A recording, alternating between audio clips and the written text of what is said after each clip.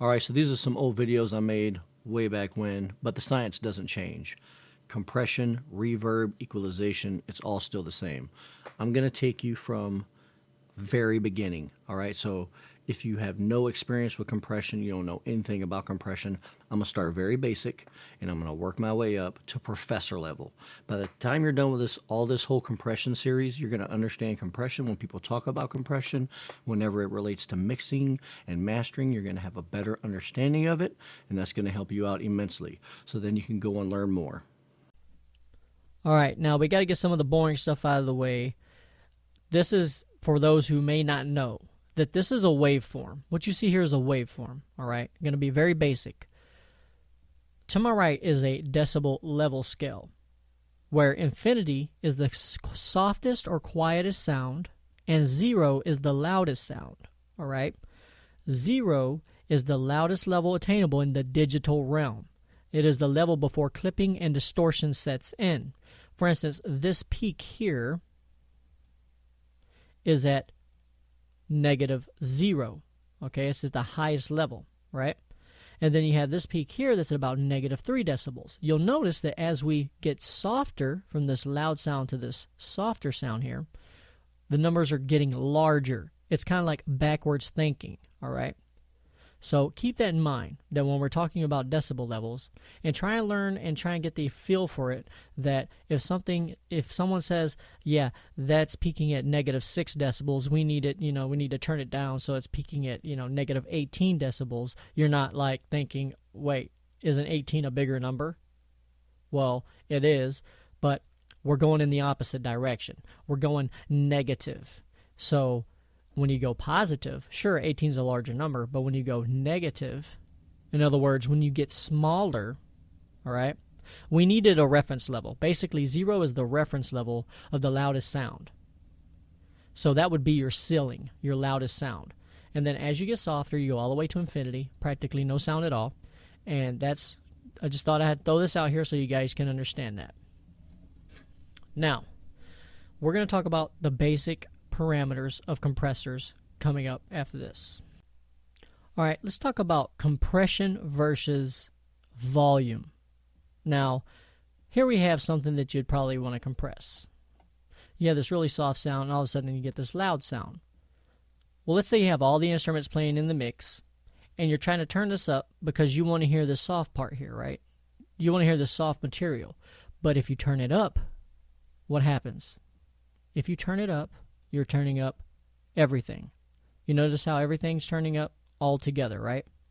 So if I want to bring up those soft parts, I'm also, consequently, bringing up the loud parts. So now what's happened is you have this loud sound that's just poking out of the mix. I mean, this loud meh that's just sticking out. I mean, sure, you can hear this now, but now you have this loud sound here that has just come way above everything else, and it's just, you can't raise it. You're like, man, I can't raise this sound loud enough, because when I do, this becomes too loud.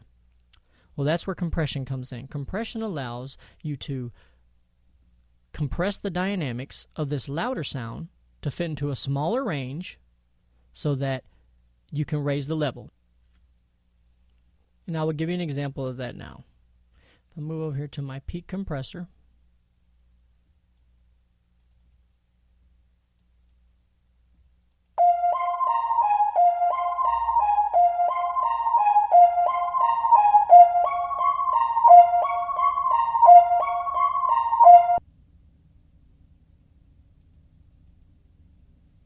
you notice these loud portions here? I'm basically going to turn those down without barely even touching this area here. If I redo the compressor, notice, just look at the peaks here and watch how they are compressed into a smaller area. So now they have essentially been made smaller, but these have essentially been untouched. So now, if I raise the level, I can now raise the level of this, which will of course raise the level of this, but it is no longer sticking up too loud. It's no longer too loud. Now, understand that some of you that may be more advanced, I have to explain these things in such a way so that they can grasp the basic concept. So it's not going to be 100% technically correct, but it's going to be good enough to where they can grasp the concept. So what I've essentially done here is compress the louder signal here and leaving the lower signal level here untouched. All right? And that is the beauty of compression. One of the beauties of compression is that it allows you to do that, and then it will be able to, decrease the dynamic range right here. We're compressing, downward compression, so that we can do something with this sound that, we're trying to get a certain idea, and we're trying to do something with this instrument piece here, but we can't because one part's too loud. And I'll give you an example of that right now. All right, here's that synth loop sound.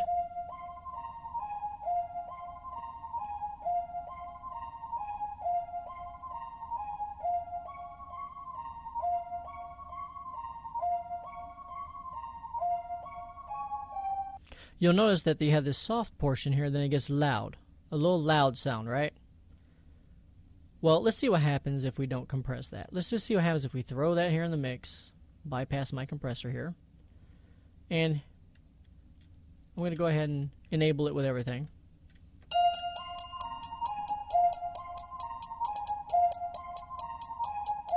Now, the sound I'm looking for is actually the lower level sound. I'm looking for the lower level sound that was right here. I want to be able to bring this sound up so I can hear what's going on, but I got this loud sound here that's just poking out, right? It's just sticking out from out of nowhere.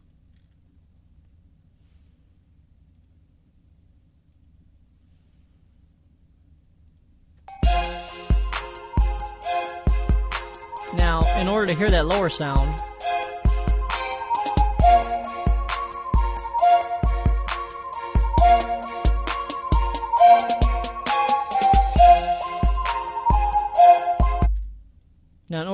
lower level sound,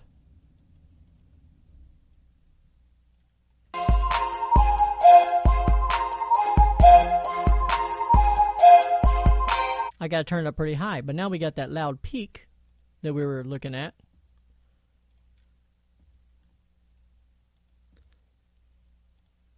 We got that loud peak that's sticking out now. It's just sticking out of the mix. Now it's too loud, and it's just really annoying, and we can't have the sound up. So we're like, fuck.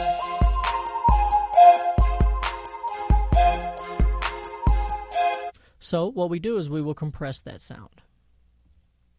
And you will see that I can now bring it up.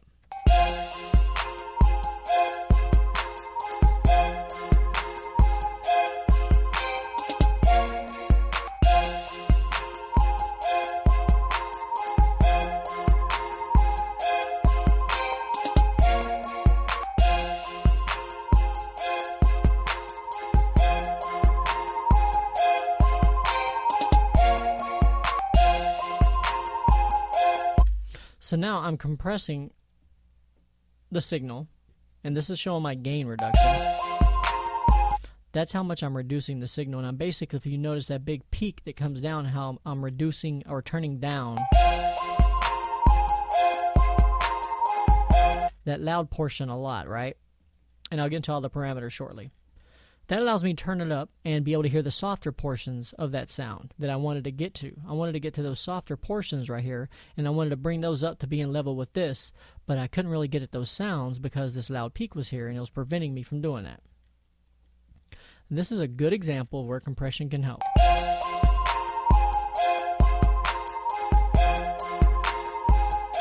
I'll turn off compressor.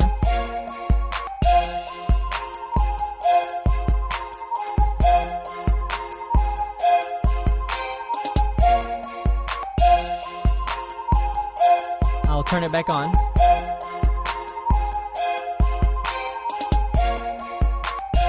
Allows me to turn it up. Now I can turn it up and raise the apparent loudness of it and the actual volume. And now it sits just right in the mix to where it's not, that loud sound isn't just sticking out. So I just thought I'd show you this before we actually get into the learning what all the parameters are. Alright, now I'm going to explain the basic parameters of compressors. You have the threshold here, right? The ratio, the attack, and the release. If you look over to my left, now I'm going to close this. I want you to just remember that this line right here, this red line, is negative 15 decibels, alright? And then you have this portion, so you have this portion that goes negative 15 decibels all the way, and then all of a sudden we have this loud signal here, and then it goes away, and then we got another soft signal here. All right? And this red line here, I want you to remember, negative 15 decibels.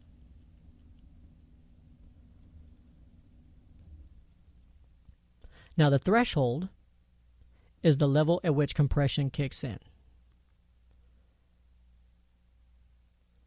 I'll set it for negative 15, which is where this line is. So as the signal's going, the compressor is going to be like, hey, my master put me at negative 15 decibels. So if anything goes above this threshold, I'm going to compress it. That's what threshold means. Anything above this level is going to be compressed. It's the level at which compression kicks in. So I'm not going to compress right here, but once I get right here, that level's above, any level above my threshold is going to get compressed. But how much am I going to compress? The compressor knows, and that's what I'm here to show you. The compressor is going to compress by a ratio, by a certain amount. Okay? That's what the ratio is. The attack is, okay, so I'm not compressing. Okay, I'm going to start compressing, but the attack is the amount of time before compression actually kicks in. What happens is some of this loud signal is allowed to pass through undetected, and that time that is allowed to pass through untouched by the compressor is the attack time. The release time is once the signal level falls below the threshold, negative 15, the compressor is going to say, hey, you know what? The signal's not above my threshold no more. I'm going to stop compressing, but I'm going to wait until the release time is up. Now, these times are in milliseconds, all right? There are 1,000 milliseconds in 1 second, all right? So you figure this is 1/10 of a second. Now, so let's say the signal's going, it's louder, and then boom, it's no longer above the threshold, negative 15. It's at about negative 15, right? It's no longer above it. Let's say this is negative 14. Well, the compressor is not just going to release instantly. It's going to wait the release time before it actually releases full compression. And I'm going to get into more of the technicalities as far as ratios and stuff like that, and it's just going to get more technical here shortly. This is the basic idea. All right. Now, during compression, what's happening? If anything rises above this threshold here, this negative 15 here, anything that rises above it's going to get turned down by the amount of the ratio, but we're just turning it down.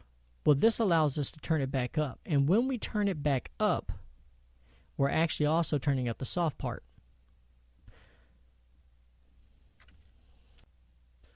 All right, let's get into talking about threshold and ratio and how they are related.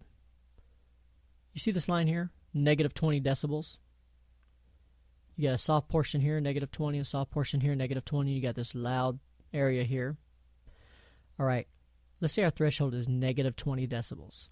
Now, if you specify a threshold for a compressor of negative 20 decibels, right, and your ratio is, let's say, 2:1, okay?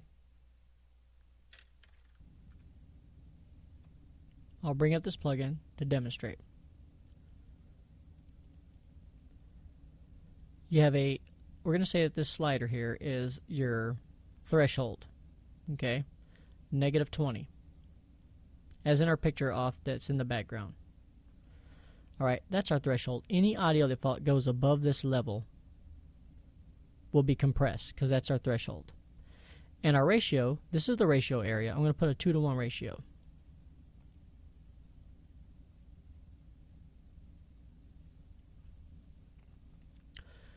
Now what's happening is you're telling that, okay, what does it really mean? What does 2:1 mean?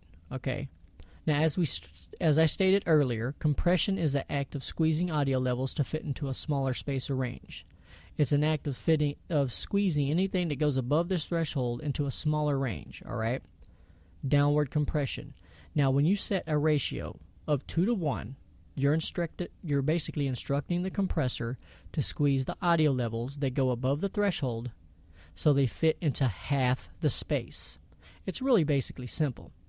Don't let ratio of 2 to 1 or the actual name 2 to 1 get you down, all right? 2 to 1 is a mathematical function. I'll call it a ratio. For instance, I have 2 apples to 1 orange. I have half as many oranges as I do apples because I got 2 apples and 1 orange, right? But how many oranges do I have compared to apples? I have half the amount. If I have 4 apples and 2 oranges, that's the same thing as 2 to 1 if you reduce it. So basically, any type of ratio, whether it be 2 to 1, a ratio of 4 to 1, if you want to know basically what they're saying, invert it and create a fraction. A ratio of 2 to 1 is basically saying half of something. If you're saying a ratio of 4 to 1, you're basically saying a quarter, 1/4. So as you can see, all I did was I took this, inverted it, right?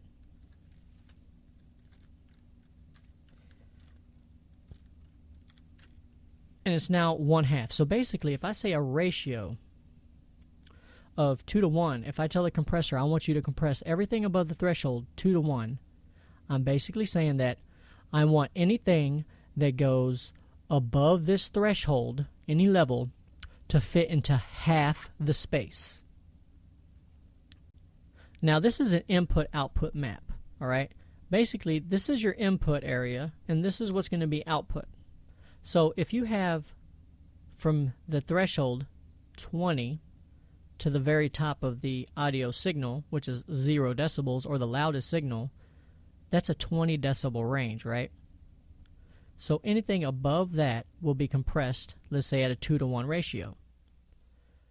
Well, if there's a signal that was to reach 0 decibels, it would be fit into half the space.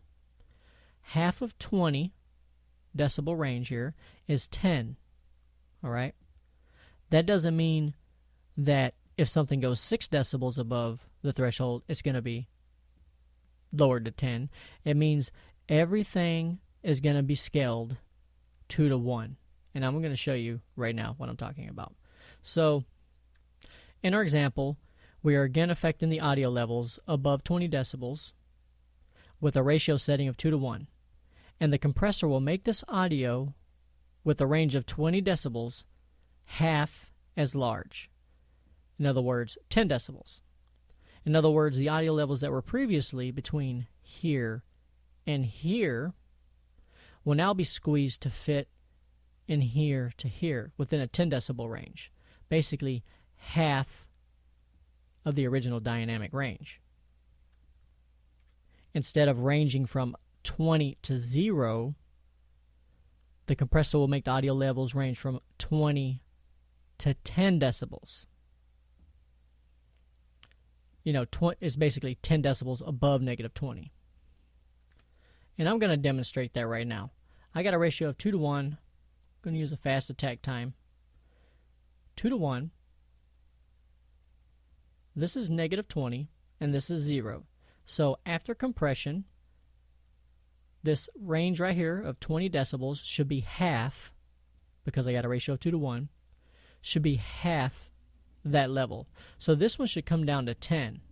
All right, so I'm going to go ahead, click OK, and let's go check. Let's go check this level here. This level was rising 20 decibels above the threshold, negative 20, so it should have been cut in half.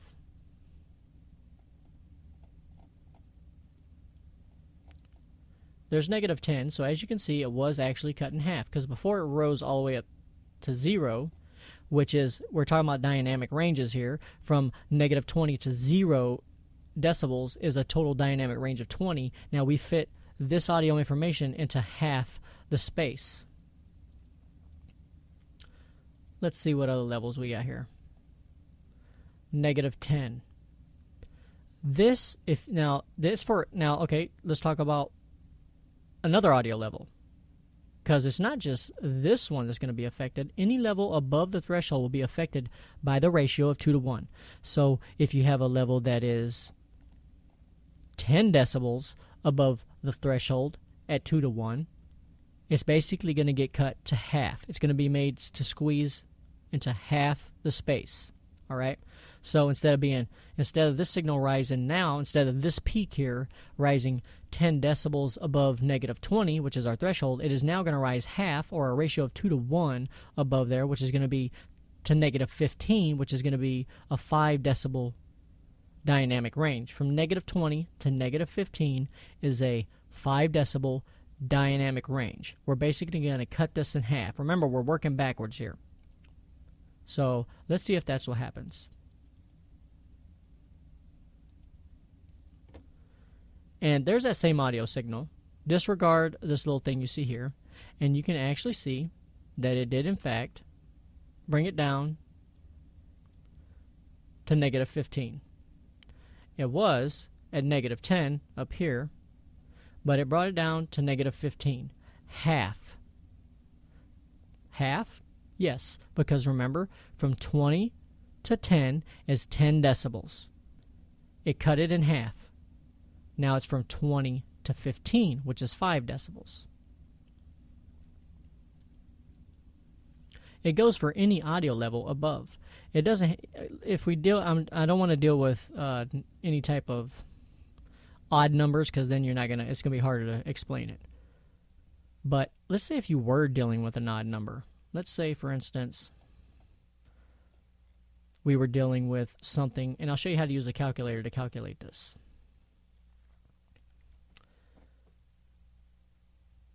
Basically, you take the threshold and multiply it by however much something is going above the threshold, all right?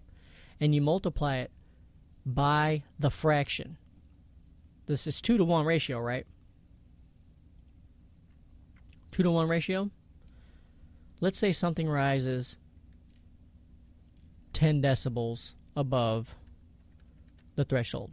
We have an audio signal that rises above this threshold here, 10 decibels, right? And we actually do have one, remember. We have, this is negative 20, and this is negative 10. That's the one that rises 10 decibels above. Now, you won't actually be calculating this. This is just so you can understand compression. If it rises 10 decibels above the threshold,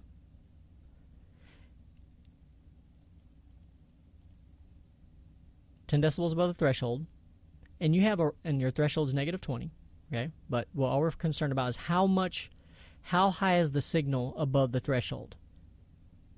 Well, it's 10 decibels.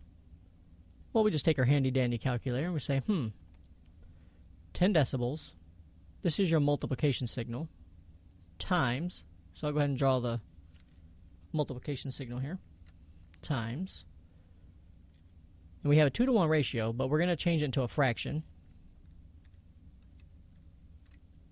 1/2 equals what? In order to do that on here, you got to go 10 times and actually act like you're doing the fraction. 1 divided by 2. Because in essence, all you're doing, all a fraction is 1 divided by 2. All right? Equals 5. Basically, it's going to equal 5. That signal that was going 10 decibels above the threshold, or any threshold, it doesn't matter what your threshold is. It doesn't have to be. So just forget about that. Whatever the threshold is, it doesn't matter. But if a signal is going 10 decibels above a threshold, and it has a 2 to 1 ratio, only 5 decibels is going to come out. So what's going on here? Basically, what's happening is the amount of signal that is going to be allowed to pass the threshold is going to be determined by the ratio. The ratio is telling you the amount of compression that is going to happen. Okay, so let's try another ratio.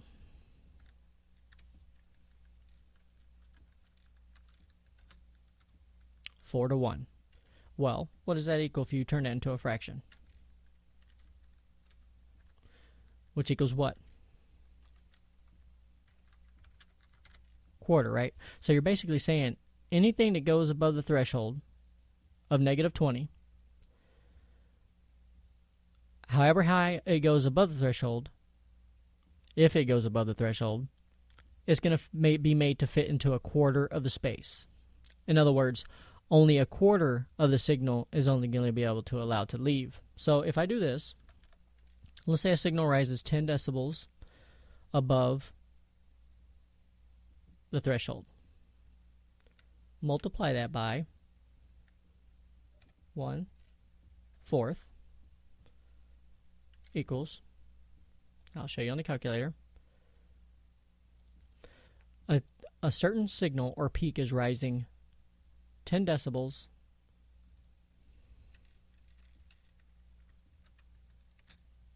above the threshold. We have a ratio of 4:1. 1 divided by 4, or 1/4, 2.5.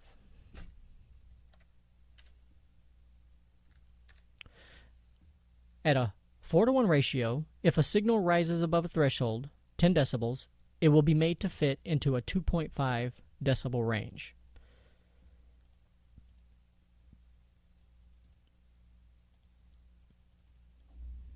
Let's increase our ratio, shall we?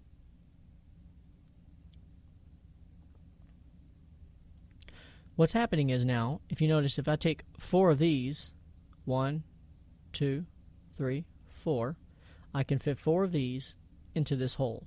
4 quarters equals $1. 4 to 1 is the same as saying 1/4. All right? What was a 20 decibel dynamic range is being fit into a quarter of the space. So now, let's see what happens to this audio signal. This audio signal right here is going 20 decibels above this threshold, right? Because it's a 0.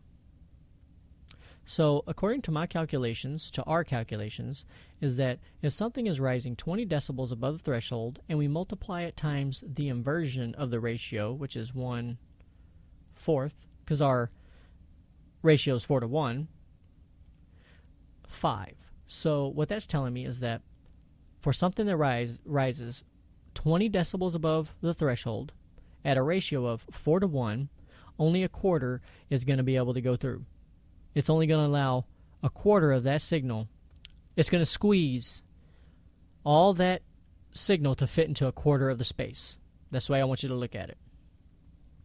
So let's see if that happens. In other words, only 5 decibels of that 20 decibels, it's going to be brought down in level so that only 5 decibels is allowed to pass. Let's see if that's what happens. If only 5 decibels is allowed to pass, then it should only go from 20 to 15. Our dynamic range now is definitely from 20 here to -15. So as you can see, our calculation was correct. At a 4:1 ratio, for a signal that rose 20 decibels above the threshold, it was fit into a quarter of the space. We have essentially squeezed the dynamic range into only 5 decibels.